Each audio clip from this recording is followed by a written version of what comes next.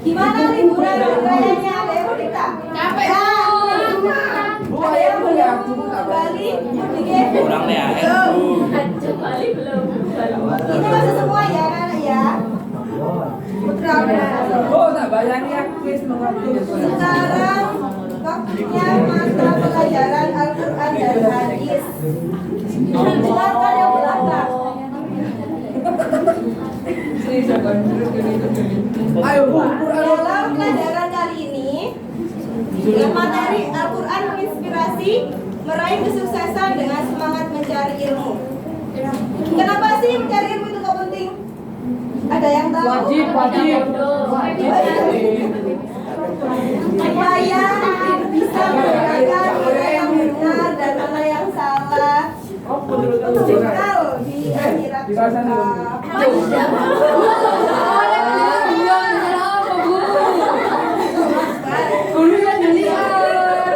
Apalagi kalau kita bisa mengamalkan, itu bisa buat bekal di akhirat.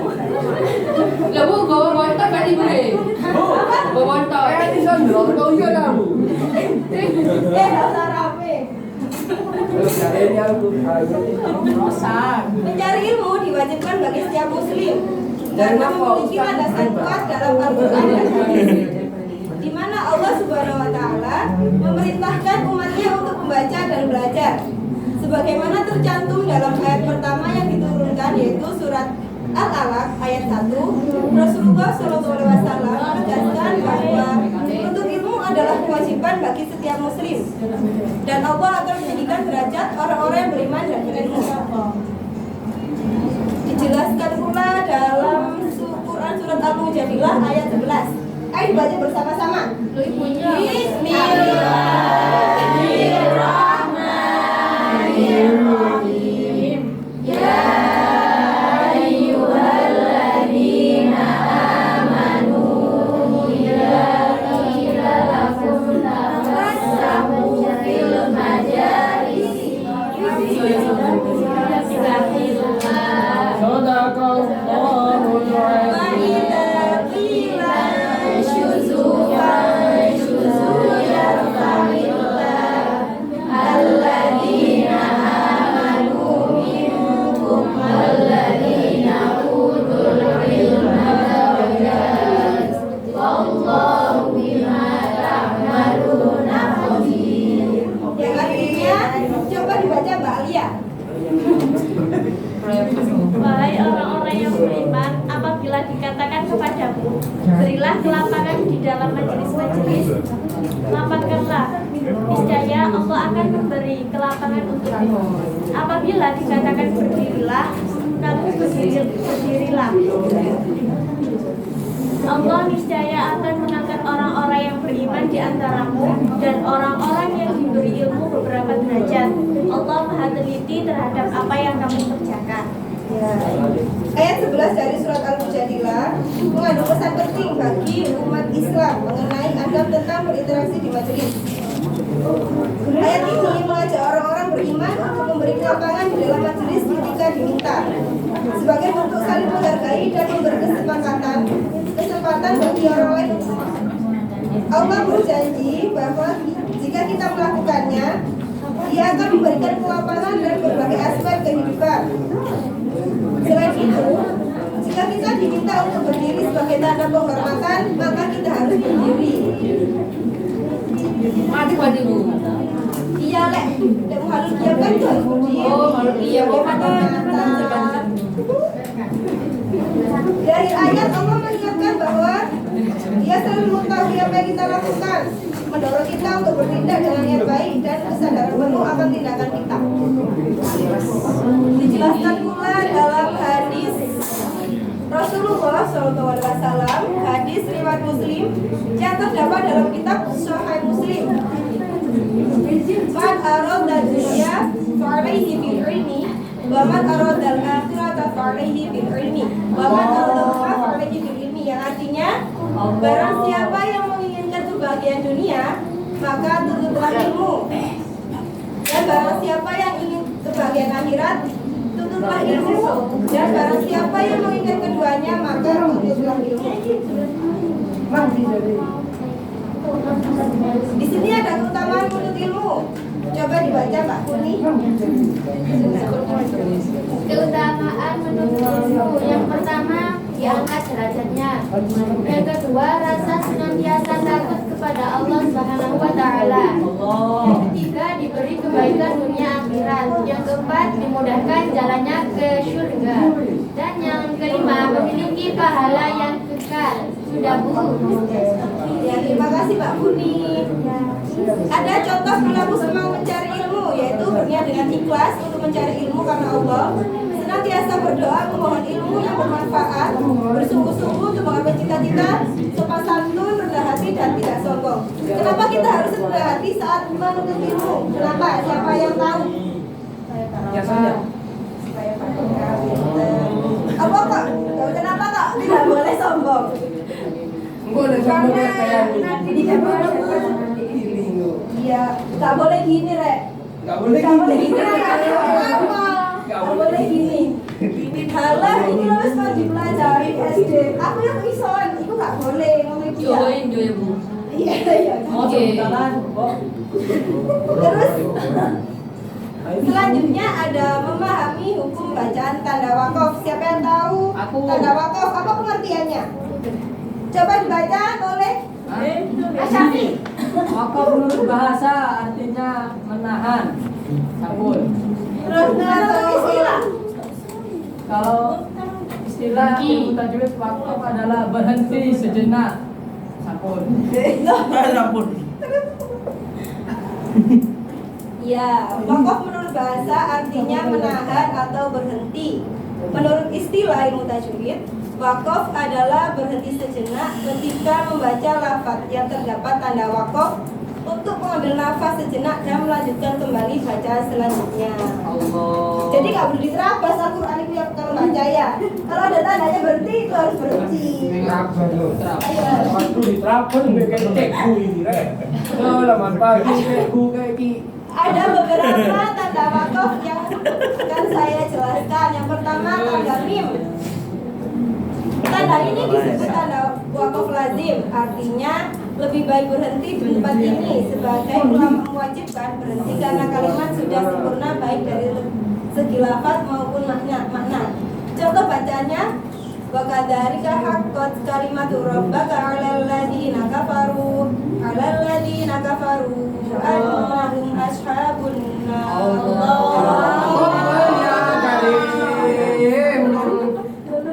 Itu contohnya, satu contohnya. Yang kedua ada tanda lam dan alif, dan mamdud. Tanda ini berarti tidak ada wakaf, artinya jangan berhenti di tempat ini karena dapat mengubah atau merusak makna. Silakan dibaca Kak Silva contoh ayatnya. Loh, saya tidak bisa Bu, langsung aku Ibu kira baca sendiri Bu. Contohnya usyriku bihi asri wa asyriku fi amri.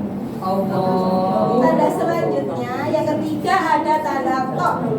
Tanda ini disebut wakaf mutlak, artinya boleh berhenti atau melanjutkan bacaan, tetapi lebih baik berhenti.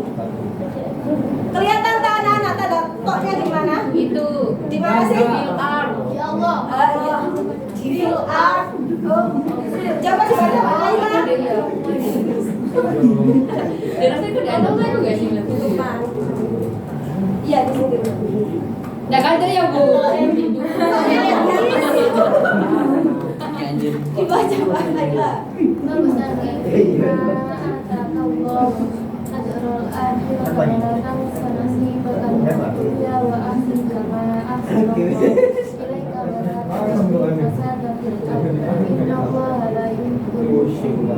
Ya terima kasih Pak Naila.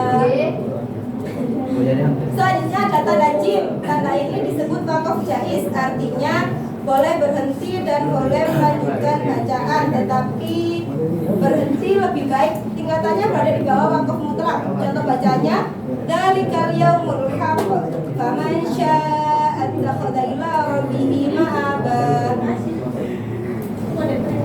Tanda shot, lam, dan alif. Tanda ini disebut masyal aula, artinya lebih baik melanjutkan bacaan. Baca pada final contohnya. Ada Pak. billahi wa rasulihi. Selanjutnya ada tanda qaf, lam, dan alif. Tanda ini disebut waqaf aula. Artinya lebih baik berhenti meskipun melanjutkan bacaan juga diperbolehkan. Coba dibaca yang laki-laki, Mas Doni, contohnya. Yang ini lo tandai. Mas Doni. Aduh, aku udah ngarep Dan Allah. Halo. Dibaca yang bawah, Arabe. Tinggi. Si Iki. Ini berhenti nih ya. Oh ya. Hanya itu di apa ibu? Tak ada tangan gue. Bismillah. Aku dulu. Dunia Rizyu wa nudhiqu yaumal qiyamati adzabal harim. Itu contoh bacaannya. Kemudian ada tanda sakta. Sakta adalah cara membaca Al-Quran dengan menghentikan bacaan sejenak tanpa mengambil nafas. Biasanya selama 2 harokat. Setelah berhenti, bacaan dilanjutkan langsung ke kalimat berikutnya. Tanda sakta sering digunakan untuk menjaga makna agar tidak terputus atau rusak dalam penulisannya pada mushaf. Tanda sakta kerap ditulis dengan huruf sin. Saya bisa membaca contohnya, yuk. Kalau nggak ada tak tunjuk. Dan Kak. Ya mohon. Mbak Lilis coba dibaca contoh ini. Ya sudah, berarti kamu dengarkan. Yang atas coba tanda sin. Ya. Qalu ya waylana man ba'athana min marqadina hadza ma wa'ada ar-rahman wa sadaqal mursalin. Terima kasih. Yang terakhir ada tanda sepasang titik 3. Allah. Titik 3 mu'annas. Tanda ini disebut waqaf mu'anaqah atau waqaf muraqabah.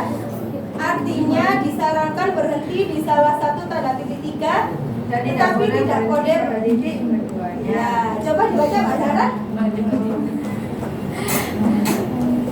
Dzalika kitabul la raiba fihi hudal lil muttaqin. Ada yang ditanyakan? Allah. Tidak ada. Kalau tidak ada, saya yang bertanya.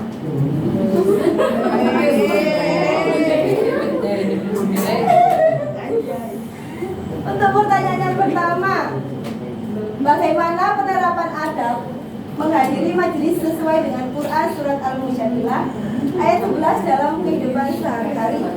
Saya akan tunjuk secara random. Tunjuk secara random supaya saya tahu siapa yang tadi mendengarkan atau tidak.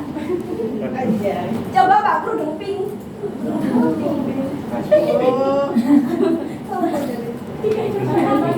Dibaca lagi soalnya kan.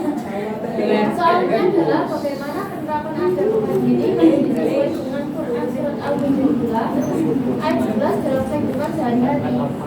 Jawabannya adalah dalam kehidupan sehari-hari kita dapat menerapkan adab ini dengan memberi maaf pada orang lain di tempat umum, menghormati tamu atau orang yang lebih tua, serta bersikap rendah hati ketika diminta untuk berdiri atau berpindah tempat demi kebaikan bersama. Begitu Bu. Sudah? Apakah jawabannya benar anak-anak? Iya benar. Betul apa salah? Betul. Iya toh? Betul. Itu soal yang kedua, bagaimana menuntut ilmu dapat membawa kebahagiaan baik di dunia maupun di akhirat? Mbak Farah. Mbak Farah, coba dijelaskan Mbak Farah. Bagaimana menuntut ilmu dapat membawa kebahagiaan baik di dunia maupun di akhirat?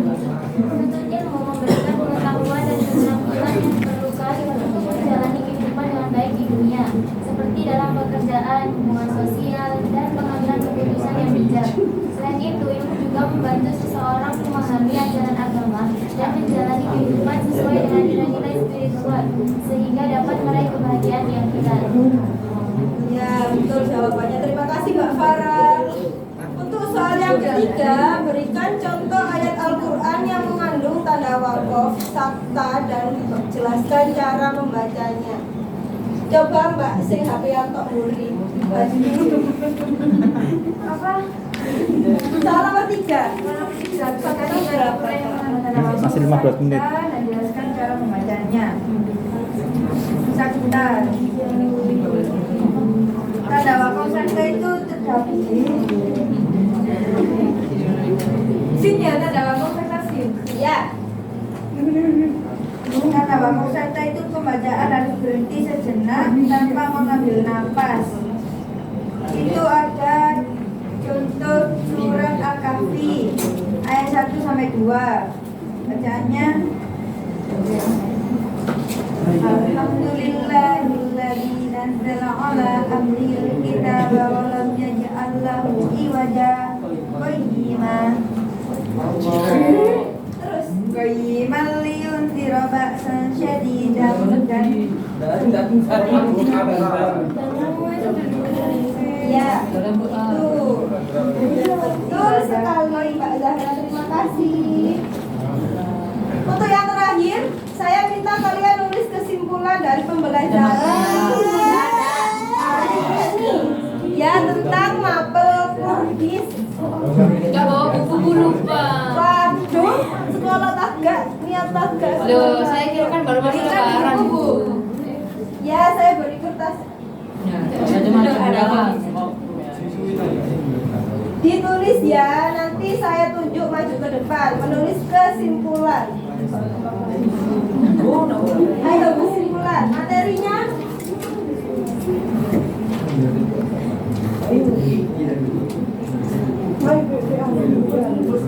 Ditulis kesimpulan. Pinter mulai waktu Ditulis kesimpulan ya, nanti saya tunjuk maju ke depan. Itu penilaian akhir, nanti ada nilai tambahan yang sudah boleh istirahat. Kan sudah ngasih kudu. ada istirahat aku kosong. Ayo ditulis anak-anak. Sini dulu.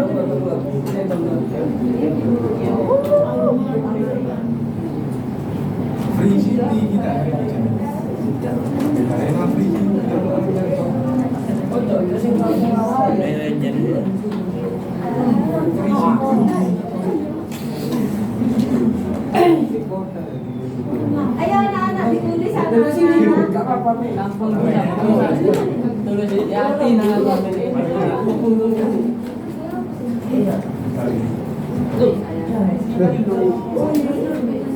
Itu kuponnya dari Inaya tadi itu. Nanti ditukar sama daging kurban.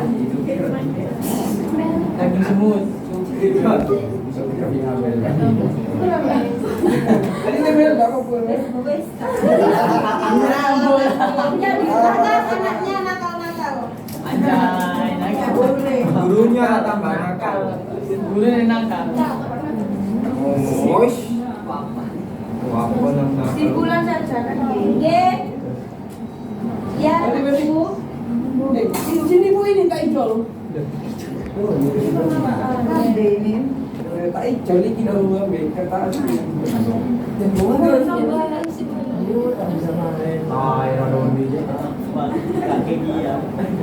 Saya kasih waktu 5 menit untuk menulis kesimpulan.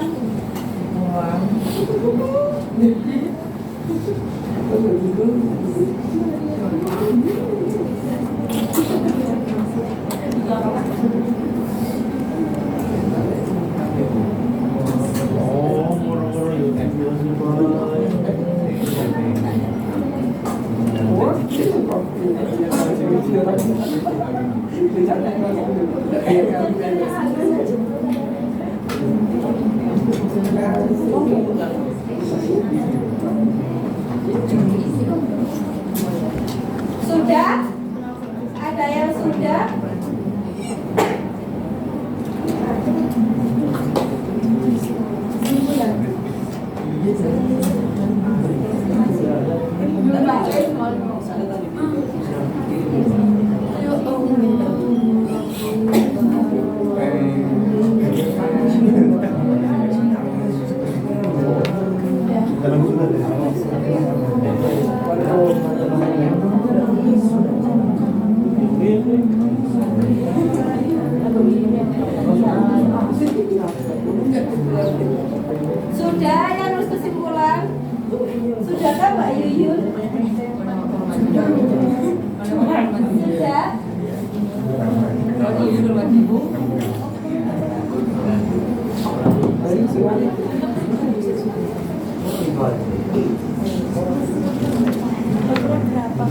menit lagi.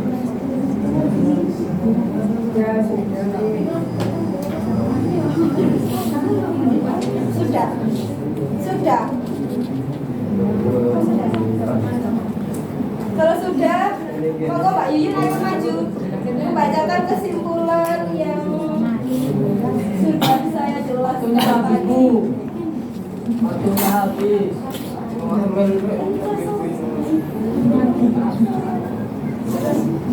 Ya, Bu.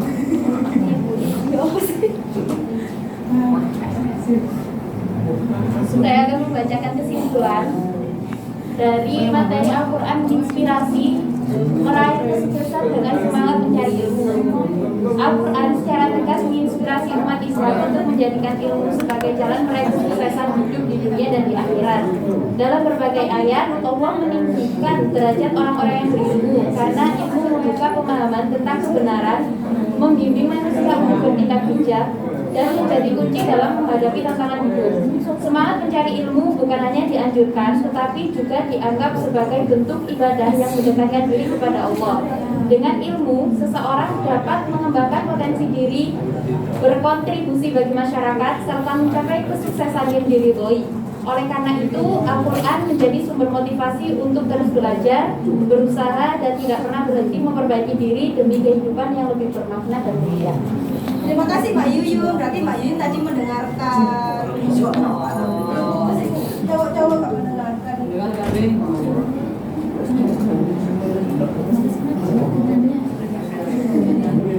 Selanjutnya Mbak Intan, ayo silakan maju Mbak Intan.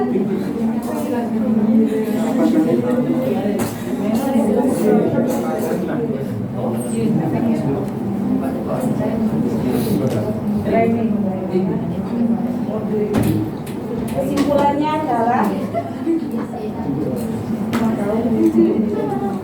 mencari ilmu diwajibkan bagi setiap muslim karena memiliki landasan kuat dalam Al-Quran dan hadis. Salah satu hadis Rasulullah beberapa keutamaan ilmu yang diangkat derajatnya rasa senantiasa takut kepada Allah dan perilakunya berniat dengan ikhlas untuk mencari ilmu karena Allah, senantiasa berdoa memohon ilmu yang bermanfaat.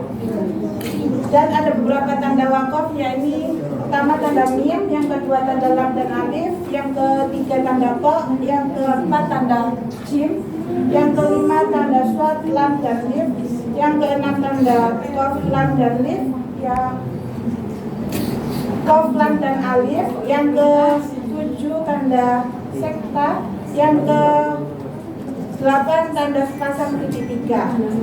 Terima kasih Mbak Intan, pinter, semuanya pinter.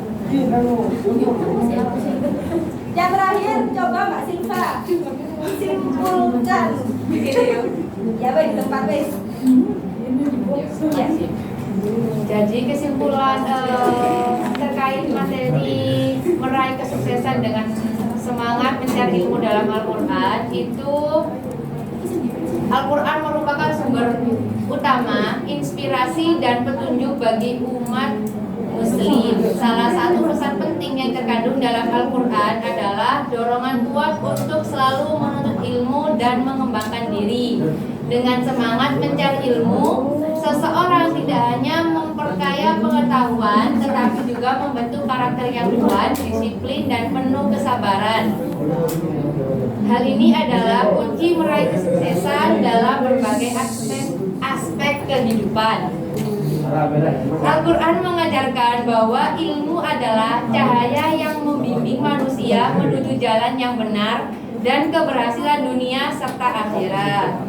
Semangat belajar yang konsisten dan niat yang tulus untuk mendapatkan ilmu demi kebaikan dan membuka pintu rezeki, memperluas wawasan dan meningkatkan kualitas hidup. Oleh karena itu, menjadikan Al-Quran sebagai sumber inspirasi dalam menuntut ilmu akan memotivasi setiap individu untuk terus berusaha dan tidak mudah menyerah dalam meraih kesuksesan. Terima kasih Bu, sudah gitu aja. Terima kasih Mbak Silva. Ya Bu, sama-sama. Ada Ada ditanyakan lagi anak-anak? Kalau tidak ada, saya akhiri pelajaran kali ini. Bentar lagi kan istirahat ya. Iya Bu, sudah lapar. Habis istirahat waktunya Bu Guru Milna mapel